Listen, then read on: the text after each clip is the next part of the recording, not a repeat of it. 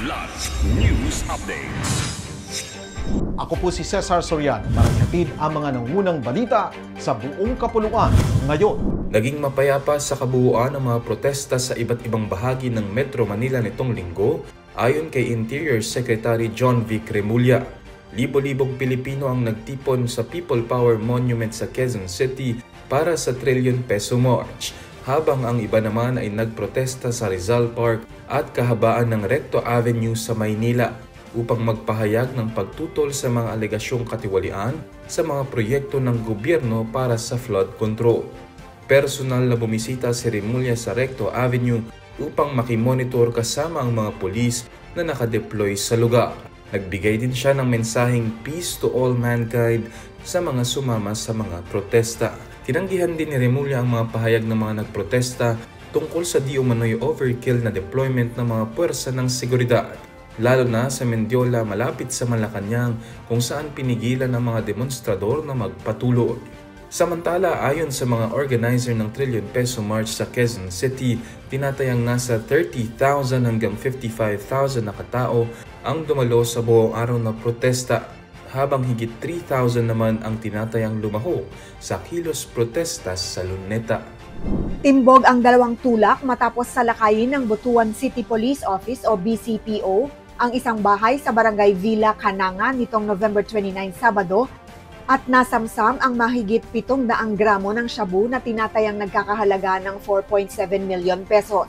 Arestado sina alias Jim, 52 ng Esperanza Agusan del Sur at alias Chris, 42 ng Butuan na tinukoy ng pulisya bilang high-value target. Nabawi rin ng isang caliber .45 pistol at mga bala.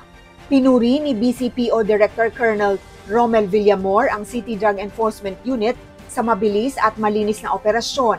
Nasa kustodiya na ng pulisya ang mga sospek at kakasuhan ng paglabag sa Republic Act 9165 o ang Comprehensive Dangerous Drugs Act of 2002. Inilabas ng Pasig Regional Trial Court Branch 265 ang warrant of arrest laban kay Porac, Pampanga Mayor Jaime Capil kaugnay ng mga kasong graft. Ayon sa warrant na may petsang Nobyembre 28, inirekomenda ng korte ang halagang 90,000 pesos bilang piyansa para sa 7 counts ng paglabag sa Anti-Graft and Corrupt Practices Act. Inatasan din ng korte ang mga otoridad na hulihin si Capil saan man siya matagpuan, maging sa munisipyo ng Porac o iba pang lugar, at gagamit ng body-worn camera at recording devices para i-document ang aktual na pagseserbisyo ng warrant. Kagabi ng tinungo ng PNP Porac, PAOK at CIDG ang bahay ni Capil para magsilbi ng warrant, ngunit hindi naabutan sa bahay ang alkalde. Noong Abril 2025 naman ang pinatalsik siya sa pwesto ng Office of the Ombudsman dahil sa gross neglect of duty kaugnay ng operasyon ng isang di-lisensyadong POGO firm sa kanilang bayan. Sa kabila nito, muling nanalo si Capil bilang alkalde noong nagdaang eleksyon. Ako po si Cesar Soriano, kasama nyo sa bawat pagputok ng balita.